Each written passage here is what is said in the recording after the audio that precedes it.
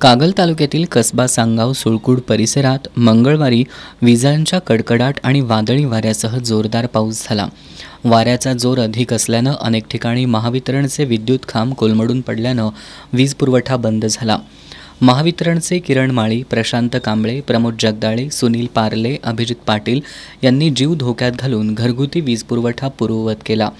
चौगुले मळा इथल्या दस्तगीर आदम बालेखान यांच्या शेळीच्या गोठ्यावरील पत्रा शेड वाऱ्यानं उडून घरावर पडला.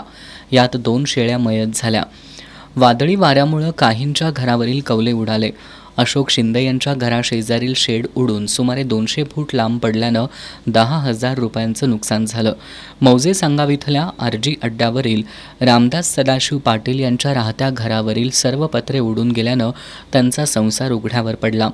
गाव कामगार तलाठी दिगंबर पाटील, ग्रामविकास अधिकारी श्रीकांत कोळी, उपसरपंच सुदर्शन मजले, माजी उपसरपंच विक्रमसिंह जाधव, सदस्य प्रभू भोजे, संतोष माळी यांच्या उपस्थितीत नुकसानीचा पंचनामा करण्यात आला.